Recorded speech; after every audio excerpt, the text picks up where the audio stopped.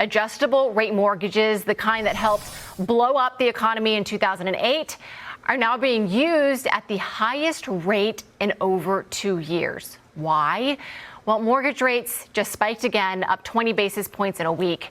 New single-family homes for sale in the U.S. surging to 500,000 in February, reaching the highest since November of 2007. But even with more homes for sale, buyers are pulling back. Spring is supposed to be real estate's boom season, but Anthony Pompliano, you say that we have a crisis on our hands.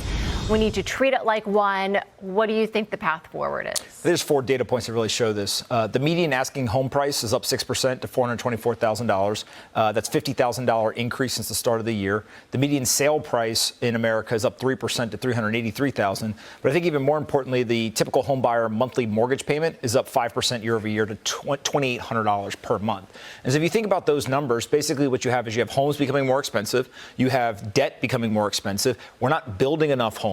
And so naturally you have this squeeze that's occurring. But people also forget at that same time you have real wages falling. And so people basically can't figure out how to buy a home or keep up with what is ultimately the real inflation that they're experiencing. If you want home prices to stop going up so fast, build more housing. I ain't gonna lie, gang. It's not really looking good right now, man. What's going on, y'all? It's Mike, Pro House Seller Man. Welcome back to the channel. Today, we're talking about the real estate market. If you didn't know, mortgage rates did shoot up by like 0.25% or 20 basis points, as the nerds say, about a week ago or so. And it's not really looking good right now. We're actually seeing some of the highest inventory that we've ever seen, as y'all can see in that last clip.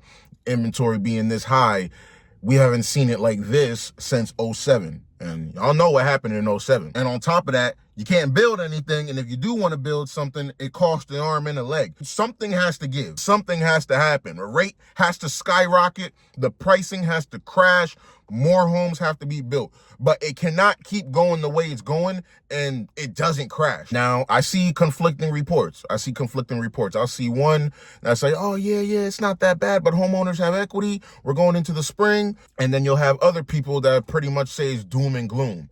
And then you got people like me that's like somewhere in the middle. Probably leaning towards the doom and gloom, but somewhere in the middle still. I definitely reject the idea that, oh, we have nothing to worry about just because rates are like this. Because as we've seen, I made a video back in 22 talking about how all these agents in the past used to just talk about how, oh, well, it doesn't matter because rates used to be at 20%. Yeah, that was back in the 80s when you bought the house for sticks and stones. Now, houses today are worth over $500,000. And when you put these 6-7% rates on top of the high-ass insurance, on top of the high-ass taxes, these home buyers cannot afford it. And then on top of that, since this all NAR commission thing came out, now the sellers do not have to pay 6%, not right away. The seller can only pay their listing agent, and that's it.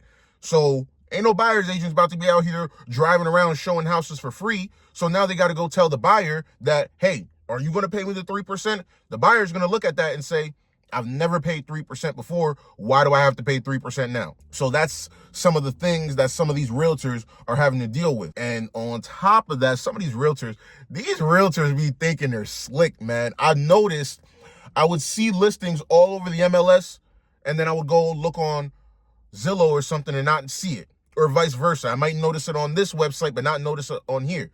You know, I'll see all these listings and I'm like, wait, what's going on? I knew I wasn't crazy. Come to find out this whole time, that's actually what was happening. Because as a buyer's agent, yeah, it doesn't really benefit me to show these houses that are on Zillow to my prospective buyers because all they could do is just call the listing agent. So now what these slick ass agents are doing, they're putting their listings only on the MLS. They're not putting it on Zillow. They're not putting it on Redfin, Trulia. They're not putting it on anything else. They're strictly putting it on the MLS. That way, the buyers have to go through the buyer's agents. That's the way to incentivize them.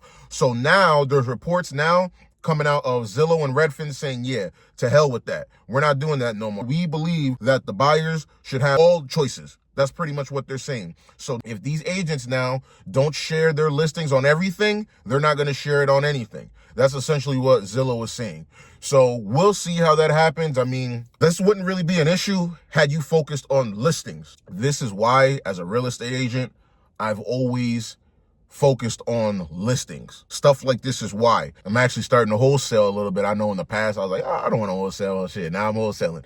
But this is actually why I made an effort to only focus on listings. I only focus on listings because of this reason. I'm not going to sit here and say I saw this coming, because I definitely didn't. However, I know that I'm in control and there's going to be no complaining if I just focus on getting listings. If I get the listing, whatever happens afterwards, happens afterwards. I know that if I got that listing and I priced that house right, it's going to sell. And if it's going to sell, whether it's 3% or I double end in 6%, it doesn't really matter. I'm going to get paid. So that's how I look at it, in the sense of I'm not too super duper concerned personally.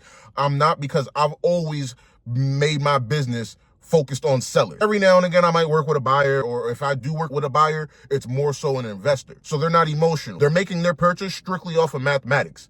Those are my type of buyers. Now, what do I think is going to happen? I mean, long story short, I think it's going to crash. I think it's going to crash. A lot of reasons why I'm not super duper concerned with people trying to say that, oh, well, it's not going to be.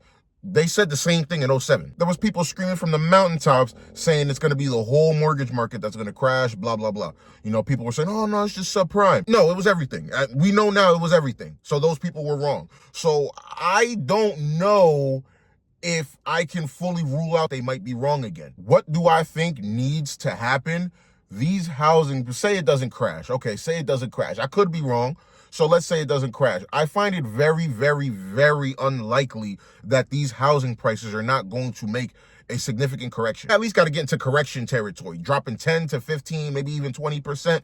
I cannot not see that happening. These homes here are sitting on the market for 30 days, 60 days, 90 days, plus at some point, these homeowners have to know they got to bring their price down. It's not like 2021 or 2020. Literally, pick a number, any number. Oh, that's your number? That's what we're going to list your house for. And then it sells for 20% higher than that. Those days are definitely behind us. A lot of people are saying, oh, we're not going to see that type of growth anymore. But just like the same people that said, oh, inflation's not going to last this long, they were wrong. And look at your life. Look at your life. Look at your life. It's expensive, ain't it? It's 10 times more expensive. If you told those people today, if your life were better off, but you didn't have to get that stimulus check, I think a lot of people would say, yeah, I don't really want that stimulus check if it meant my life was going to be this much more expensive.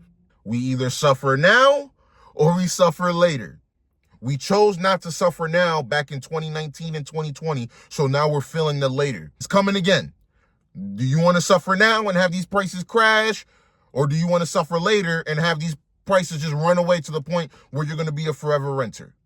Choice is yours. Now, again, it's doom and gloom. It's going to be doom and gloom for most people. Like I say, it's going to be doom and gloom for most people, but a small percentage of people are going to look at this. They're going to be ready. And when shit hits the fan, because it's going to hit the fan, again, if it's going to be 2025, 26, I'm hard pressed to see a crash not happening before 2027. But again, who knows what the new admins might be doing to kick the can down the road. They've been doing it for 100 years. So what's going to make them stop now? But that's it, man. Nothing crazy. Quick rant. If you stayed this long, appreciate you, man. You could like, you could sub. If you don't want to, it doesn't matter. It's all good.